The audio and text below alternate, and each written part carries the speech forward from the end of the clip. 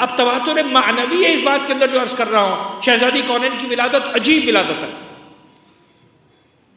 جو علامہ شیخ عباس قمی نے اپنی کتاب منتہی الاعمال، جس کا اردو ترجمہ احسن المقال کے نام سے ہوا، اس میں لکھی ہے، اور آپ جا کے روایت کا مطالعہ کر سکتے ہیں کہ ایک دن پیغمبر اپنے اصحاب کے ساتھ، مولا کائنات بھی تھے، عمار بھی تھے، دوسرے اصحاب بھی تھے، حذیفہ بھی تھے، شاید ابو ذر بھی تھے، بیٹھے ہوئے تھے. جبریل آئے، اپنی اصل شکل و صورت کے اندر آئے، اور شیخ عباس نے لکھا ہے کہ اصل شکل و صورت کا حال یہ تھا، اب جن کو نظر آ رہا تھا، جن کو نظر نہیں آ رہا، ان کو نظر نہیں آ رہا. جن کو نظر آ رہا تھا انہوں نے دیکھا کہ جناب جبرائیل کے پروں نے پوری کائنات کو، پوری دنیا کو اپنے اندر سمیٹ کے رکھا ہوا. اس کیفیت میں آتے ہیں اور فرماتے ہیں کہ اللہ کے رسول، پروردگار عالم کا حکم ہے 40 دن کے لیے خدیجہ سے دور ہو جائیے، آپ کو جانے کی اجازت نہیں ہے. میں پوری تفصیل بیان نہیں کروں گا لیکن کچھ اشارے ضرور دوں گا. دور ہو جائیے خدیجہ طاہرہ سے. پیغمبر اکرم 40 دن کے لیے جناب خدیجہ طاہرہ سے دور ہو جاتے ہیں، فیصلہ کر لیتے ہیں کہ مجھے حکم الہی سے اجازت نہیں جاؤں گا. لیکن ایک کام کیا، روایت کے اندر لکھا ہے، جناب عمار کو اپنے پاس بلایا اور عمار کو بلا کر کہا کہ جاؤ عمار، جا کر میری بیوی خدیجہ کو اطلاع دے دو کہ پروردگار عالم نے مجھے حکم دیا ہے کہ میں 40 دن تمہارے پاس نہ آؤں. یہ جو نہیں آؤں گا اس کا مطلب یہ نہیں ہے کہ خدا نہ خواستہ اب مجھے تم سے محبت نہیں رہی. ایسا نہیں ہے کہ اگر 40 دن تک نہیں آؤں گا تو میں تمہارے ساتھ رہنا نہیں چاہتا، میں تمہارے ساتھ زندگی گزارنا نہیں چاہتا. یہ امر الہی ہے، لہٰذا اب انتظار نہ کرنا اور رات کو دروازے بند کر کے سو جایا کرنا. حکم الہی بھی آ جائے، پروردگار کی طرف سے بھی حکم آ جائے، تب بھی پیغمبر اپنے اس عمل سے بتا رہے ہیں کہ اس کے باوجود بیوی کے کچھ حقوق باقی رہتے ہیں. ٹھیک ہے، بعض اوقات آپ کی ذمہ داری ہوتی ہے کہ آپ سفر اختیار کریں، بعض اوقات آپ کی ذمہ داری ہوتی ہے کہ آپ مثال کے طور پر رزق روزی کی تلاش میں، زیارتوں میں، عمرہ و حج میں جائیں، لیکن بیوی کے حقوق بہرحال کہیں نہ کہیں باقی رہتے ہیں جن کو نبھانا اور ادا کرنا ضروری ہے. پیغمبر کا عمل بتا رہا ہے. پیغمبر دور ہو گئے 40 دن تک. کہاں پر گئے؟ دو الگ الگ روایتیں.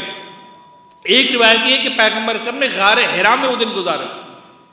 شیخ عباس نے جو روایت لکھی وہی لکھی ہے کہ پیغمبر اکرم نے وہ دن حضرت ابو طالب کے گھر میں گزارے، شیخ ابو طالب میں گزارے. یہ جملہ کہا کہ کہہ دینا خدیجہ سے کہ میں فاطمہ بنت اسد کے گھر میں ہوں. پیغمبر اکرم آ جاتے ہیں مولا کائنات کے گھر میں، جناب فاطمہ بنت اسد کے گھر میں، 40 دن تک اس گھر میں قیام فرمائے. مولا کائنات فرماتے ہیں کہ پیغمبر کا طریقہ تھا، روزانہ جب رات کا وقت آتا تھا دسترخوان بچھایا جاتا تھا، دروازے کو کھولتے تھے، مجھ سے کہتے رہے جاؤ علی دیکھو کوئی بھولا بھٹکا مل جائے، مسافر لے کر آؤ، میرے ساتھ غزا میں شریک ہو جائے، میرا مہمان بن جائے. لیکن 40 جب دن مکمل ہوئے، 40 دن افطار کا وقت آیا. افطار کا مطلب یہ ہے کہ اہل بیت اطہار اور معصومین کا طریقہ یہ نہیں ہوتا کہ پہلے افطار کریں اس کے بعد نماز پڑھیں. واجب نماز سے فارغ ہوئے، واجب نماز کے بعد جو ہے افطار کے لیے بیٹھے، دسترخوان رکھا گیا. لیکن آج دسترخوان کوئی اور لے کر نہیں آیا، آج دسترخوان جناب جبرائیل و میکائیل لے کر آئے. پیغمبر کے سامنے رکھا گیا، فرما دیا گیا اے حبیب خدا اس غذا میں کسی اور کی شرکت آپ کے علاوہ جائز نہیں ہے. کہ یہ پہلا دن تھا، مولا کائنات فرماتے ہیں جب اللہ کے رسول نے کہا یا علی آج دروازوں کو بند کر دو، کوئی آنا چاہے بھی تو نہ آ سکے. ایک خوشہ گندم کا تھا، ایک خوشہ کھجور کا تھا، ایک خوشہ انگوروں کا تھا. میں نے اس غذا کو تناول کیا. غذا کو تناول کرنے کے بعد دسترخوان کو لپیٹ دیا گیا. جناب جبرائیل و میکائیل آتے ہیں، بریق جنت سے پیغمبر کے ہاتھوں کو دھلاتے ہیں. جناب میکائیل آتے ہیں، جنت کے تولیے سے پیغمبر کے ہاتھوں کو صاف کرتے ہیں. دسترخوان ایسے کا ایسا سمیٹا جاتا ہے، سمیٹ کر پورا آسمان کی طرف اٹھا لیا جاتا ہے.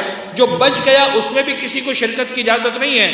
دسترخوان چلا گیا، پیغمبر دوبارہ مصلی کی طرف آتے ہیں، جبرائیل ہاتھ تھام کر روک دیتے ہیں، اے اللہ کے رسول آج آپ کو ان نوافل کی اجازت نہیں ہے. آج کی عبادت کا انداز اور ہے. جائیے خدیجہ کے پاس. پیغمبر اکرم شیب ابی طالب سے نکلتے ہیں، جناب فاطمہ بنت اسد کے گھر سے نکلتے ہیں، تشریف لاتے ہیں بیت خدیجہ میں. رات کا وقت ہو چکا ہے.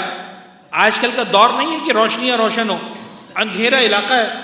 دروازہ بند کیا جا چکا ہے. جناب خدیجہ فرماتی رات کا وقت آیا کرتا تھا، جیسے رات ہوتی تھی میں دروازوں کو بند کر دیا کرتی تھی، عبادت کرتی تھی، غزا سے پہلے فارغ ہو چکی ہوتی تھی، بستر میں آ کر آرام کرتی تھی، چراغوں کو بجھا دیا کرتی تھی کہ ایسے میں کسی نے دق الباب کیا. میں نے پکار کر کہا کہ کون اس دروازے کو کھٹکھٹا رہا ہے؟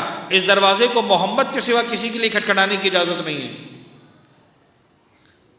شہزادی فرماتی میں روزانہ دن میں کئی مرتبہ رویا کرتی تھی فراق پیغمبر میں. کیا وجہ ہے کہ پروردگار نے مجھ سے دور کر دیا؟ کوئی غلطی ہو گئی، کوئی خطا ہو گئی، کوئی ناراضگی ہو گئی، کیا ایسا ہو گیا؟ اللہ کے رسول آئیں تو پتہ چلے. کہ فرماتی جیسے ہی میں نے پیغمبر کی صدائے دل نشین کو سنا، بے اختیار بڑھ کر دروازہ کھولا. پیغمبر گھر میں تشریف لائے، میں بستر لگا چکی تھی، آرام کرنے جا چکی تھی، لیکن پیغمبر کا طریقہ تھا جب بھی آرام فرمانا چاہتے تھے پہلے وضو کرتے تھے، مصلی پر آتے تھے، کچھ نوافل پڑھا کرتے تھے، کچھ دعائیں پڑھا کرتے تھے، اس کے بعد بستر میں میرے پاس آتے تھے.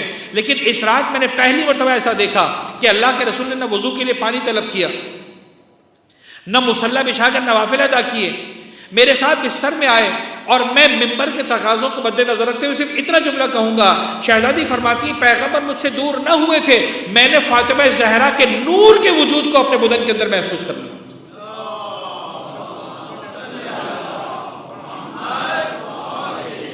شیخ ہاشم بحرانی الاوالم میں کئی حوالوں سے اس روایت کو لکھتے ہیں. علامہ مجلسی نے اس روایت کو لکھا، شیخ عباس قمی نے اس روایت کو لکھا، لیکن ایک تواتر معنوی آ گیا. اب میں ایک روایت اور سنا دوں تاکہ آپ کو میں اس نقطے تک لے کر جاؤں جس نقطے تک شہزادی کی عظمت اور مقام کے لیے پہنچانا چاہ رہا ہوں. خدا کی قسم یہ عجیب نقطہ ہے، عجیب نقطہ ہے. اہل سنت کی ایک نہیں دسیوں کتابوں کے اندر دسیوں کی تعداد میں روایتیں موجود ہیں کہ مدینہ منورہ میں جب شہزادی کونین شادی کے بعد اپنے بابا کے گھر میں تشریف لایا کرتی تھی، پیغمبر اکرم آگے بڑھ کر فاطمہ زہرا کو گلے لگاتے تھے، بوسہ دیتے تھے، اور ایک روایت میں ہے کہ سونگھا کرتے تھے پیغمبر اکرم جناب سیدہ کو. اور جناب عائشہ اس پر اعتراض کرتی تھی کہ یا رسول اللہ یہ محبت کا کون سا انداز ہے؟ بڑی بیٹی آپ اس طرح سے بوسہ دیتے، اس طرح سے سونگتے، آخر کیوں اتنا نزدیک ہوتے ہیں آپ اپنی بیٹی سے؟ پیغمبر فرماتے تھے عائشہ تمہیں نہیں پتا، میں جب بھی فاطمہ زہرا کو سونگتا ہوں مجھے فاطمہ زہرا کے وجود سے جنت کے پھلوں کی خوشبو آتی ہے. کیوں؟ اس لیے کہ جنت کے میں نے پھل کھائے تھے اور اس کے نتیجے میں اس شہزادی کا پہلا مرحلہ حیات وجود میں آیا تھا. اب اس طرح کی ایک نہیں، اگین معنوی تواتر کے ساتھ، کہیں پر سیب کا تذکرہ، کہیں کھجور کا تذکرہ، کہیں انگور کا تذکرہ، جنت کے جو ہے وہ غذاؤں کا تذکرہ. بعض روایتوں میں ہے کہ معراج پر پیغمبر اکرم کو پروردگار عالم نے سیب عطا فرمایا تھا. تواتر لفظی نہیں ہے، معنوی ہے. اس کا مطلب یہ کہ اتنا طے ہے کہ شہزادی کے وجود کا جو بنیاد ہے وہ جنت کی غذا سے رکھی گئی ہے، دنیا کی غذا سے نہیں رکھی گئی. دیٹ از کالڈ تواتر معنوی، جو میں نے لفظ استعمال کیا تھا. شیعہ سنی تمام کتابوں کے اندر یہ بات ثابت ہو گئی. عزیزان گرامی اب ایک جملہ مجھے کہنے دیں، یہ ہے طہارت شہزادی کونین. یہ ہے طہارت شہزادی کونین. میں ایک جملہ اس بات کو سمجھانے کے لیے اکثر اپنے سامعین کے سامنے پڑھتا ہوں، اور میں چاہتا ہوں کہ نقطہ آپ کے ذہنوں میں اچھی طرح محفوظ ہو جائے. ہم زیارت وارثہ میں ایک جملہ پڑھتے ہیں مولا حسین کو مخاطب کرتے ہوئے، اشہد انک کنت نورا فی الاصلاب الشامخہ والارحام المطہرہ لم تنجسک الجاہلیۃ بانجاسہا. پڑھتے ہیں کہ نہیں پڑھتے جملہ؟ اب کچھ مراحل ایسے ہیں جو بہت زیادہ کھل کر بات نہیں کی جا سکتی، جو صاحبان فہم ہے ان تک اپنی بات ذرا آسانی سے پہنچا پاؤں گا، جن تک اپنی بات پہنچا نہ پاؤں مجھ سے درگزر کیجیے گا. اشہد انک کنت نورا، ائمہ طاہرین سب کے سب کا وجود مقدس نورانی وجود ہے. اور یہ جملہ میں اکثر کہتا ہوں، جو مولا حسین کو نور نہیں مانتا اسے زیارت وارثہ پڑھنے کی اجازت نہیں ہے. نورانی وجود ہے پیغمبر اکرم کا وجود، جناب شہزادی کونین کا وجود، ائمہ طاہرین کا وجود. اشہد انک کنت نورا، لیکن پھر کیا کہتے ہیں؟ اشہد انک کنت نورا فی الاصلاب الشامخہ والارحام المطہرہ. مولا میں گواہی دیتا ہوں آپ نور کے عالم میں رہے، اصلاب شامخہ میں رہے، ارحام مطہرہ میں رہے. صلب شامخ، رحم مطہر، یہ کیا ہوتا ہے؟ مادہ حیات، مرد کے بدن میں جس مقام پر استقرار پاتا ہے اسے صلب کہتے ہیں، وہی مادہ حیات عورت کے بدن میں جس مقام پر استقرار پاتا ہے اسے رحم کہتے ہیں۔ یہ نور ضرور تھے لیکن اسلاب میں جانا پڑا، ایک صلب کی بات نہیں ہو رہی، اسلاب شامخہ ارحام میں جانا پڑا، ایک رحم کی بات نہیں ہو رہی، ارحام مطہرہ۔ تم یعنی انبیاء یعنی ائمہ طاہرین، مولا حسین کا وجود مقدس، مولا حسن کا وجود مقدس، پیغمبر اکرم کا وجود مقدس، مولا کائنات کا وجود مقدس اسلاب شامخہ میں جاتا رہا، ارحام مطہرہ میں جاتا رہا، وہ اور طہارت کی منزلیں ہیں۔ یہ فاطمہ زہرا کا وجود مقدس ہے، نہ کسی صلب میں گیا نہ کسی رحم میں گیا، اگر گیا تو کائنات میں ایک صلب میں گیا جس کا نام تھا صلب محمد، اگر گیا تو ایک رحم میں گیا جس کا نام تھا رحم خدیجہ طاہرہ صلی اللہ علیہ وسلم۔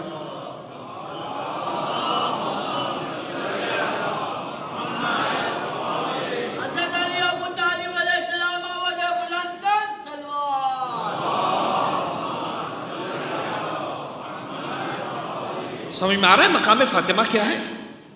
لہٰذا مجھے کہنے دیجئے، وہ جو حدیث اختصاء کے اندر ہم پڑھتے ہیں نا کہ جب پیغمبر اکرم نے ہاتھوں کو بلند کر کے دعا کی تھی، اللہم ان ہؤلاء اہل بیتی وخاصتی وعامتی لحمہم لحمی ودمہم دمی، ساری دعا جب کی تھی، وَأَعْذِبْ عَنْهُمُ الرِّجْسَ وَطَهِّرْهُمْ تَطْهِيرًا، تو حضرت جبرائیل نے سوال پوچھا تھا، یا رب ومن تحت الکساء، یہ کساء کے نیچے ہے کون؟ کون پوچھ رہا ہے سوال؟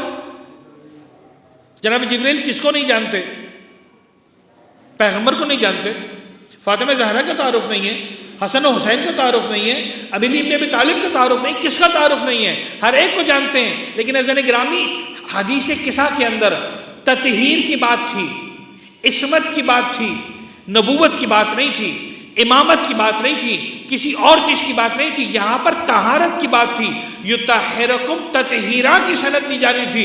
اگر نبوت کا تعارف کروانا ہوتا شاید پیغمبر کے وجود مقدس کو مرکز نبوت بنا کر بیان کرنا پڑتا، کسی اور مرحلے کی بات ہو رہی ہوتی، ممکن ہے مولا کائنات کے وجود مقدس کو مرکز بنایا جاتا، لیکن طہارت کی بات تھی۔ یہاں نہیں بنتا تھا کہ پیغمبر کے نام سے تعارف ہو، یہاں نہیں بنتا تھا کہ مولا کائنات کے نام سے تعارف ہو، یہاں نہیں بنتا تھا کہ حسن حسین کے نام سے تعارف ہو، یہاں بنتا تھا کہ تعارف ہو تو فاطمہ زہرا کی ذات سے تعارف ہو، اس لیے کہ طہارت کی جس منزل پر فاطمہ زہرا ہے کائنات کی کوئی ہستی طہارت کی اس منزل پر نہیں ہے، لہٰذا خدا کو کہنا پڑا ہم فاطمہ تو و ابوہا و بعلہا و بنوہا، وہ طہارت کبریٰ کی منزل پر بیٹھی ہوئی فاطمہ زہرا ہے، انہی کی نسبت سے ان کا بابا بھی طاہر ہے، انہی کی نسبت سے ان کا شوہر بھی طاہر ہے، انہی کی نسبت سے ان کے بچے بھی طاہر ہیں۔